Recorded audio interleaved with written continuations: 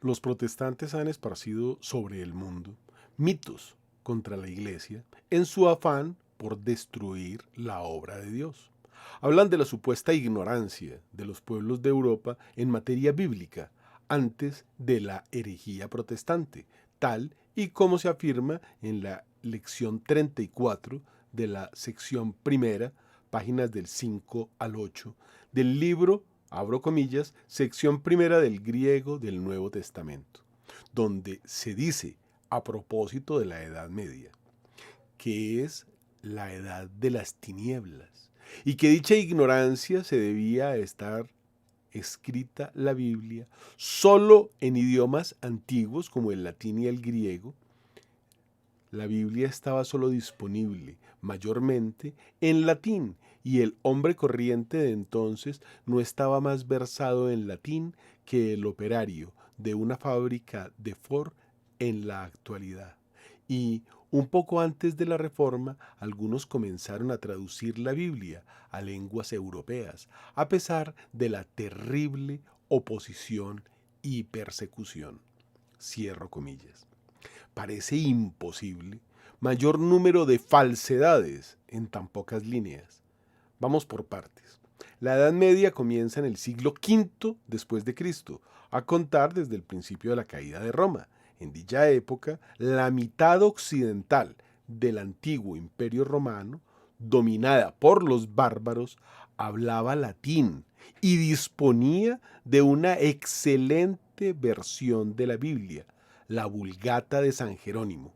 La mitad oriental del imperio, que sobrevivió hasta que los turcos la conquistaron y destruyeron Constantinopla en el siglo XV, hablaba griego y podía leer en esa lengua tanto el Nuevo Testamento como el Antiguo, este último en varias versiones, como la de los 70. Es decir, que todo el mundo prácticamente tenía acceso a la Biblia. De suerte que en la Edad Media el pueblo tenía un conocimiento amplísimo de las Escrituras. Además, se catequizaba con amor desde los púlpitos. La Biblia se traducía a las lenguas vernáculas muchos siglos antes de la pseudoreforma de Lutero. El fraile, que se fue a vivir en adulterio con una monja y tuvo 7 hijos con ella. O Calvino, que se metía un limón en la boca para no sonreír. Y otros así.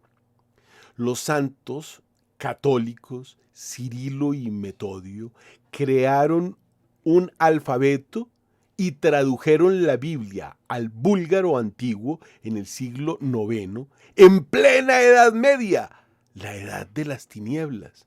Así, los búlgaros y lo que hoy son los rusos y todos los que utilizan el cirílico podían leer la Biblia en su lengua.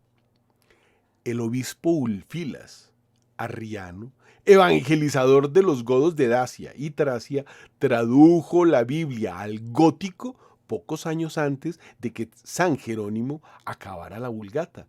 De suerte que cuando llegaron las tinieblas medievales, los godos podían leer la Biblia en su lengua maternal.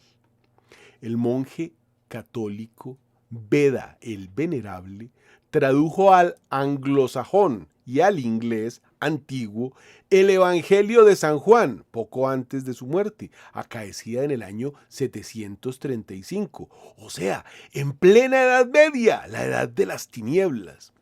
El gran historiador Giuseppe Ricciotti nos informa en su introducción a la Sagrada Biblia que en Italia, abro comillas, la Biblia en lengua vulgar era popularísima entre los siglos XV y XVI y que desde el siglo XIII se poseen traducciones italianas de la Biblia. La obra Historia de la Literatura nos informa, abro comillas, hallamos en el siglo XIII otro grupo de obras formado por las traducciones de la Biblia que se realizaron en ese periodo. No es una simple versión de la Biblia, contiene otra serie de materiales, descripciones geográficas, relatos tomados de la antigüedad clásica, parece que pretendía ser una especie de guía para los peregrinos que viajaban a Tierra Santa.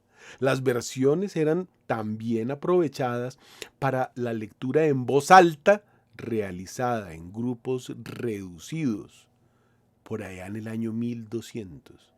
La traducción de las escrituras no fue abandonada. Se desarrolló ampliamente a lo largo del siglo XII y XIII y las Biblias romanceadas, es decir, escritas en español, italiano, francés, fueron leídas incluso por los reyes de la época. Está claro, mucho antes de Calvino y Lutero y etcétera, son como 60.000 sectas, el pueblo castellano-español leía la Biblia en su lengua. La enorme extensión de las traducciones castellanas, antes de autorizar la lectura de una versión, había que mirar si acaso estaba bien hecha, sin falseamientos del texto sagrado.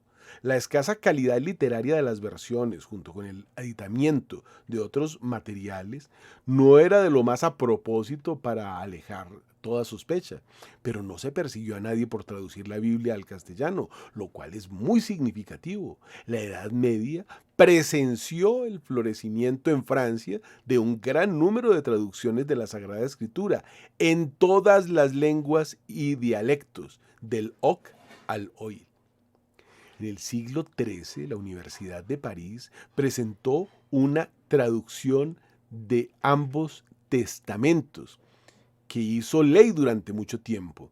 Con todo, aparecieron otras versiones francesas, particularmente en el siglo XIV. Lutero se jactaba de haber sido el primero en traducir la Biblia al alemán.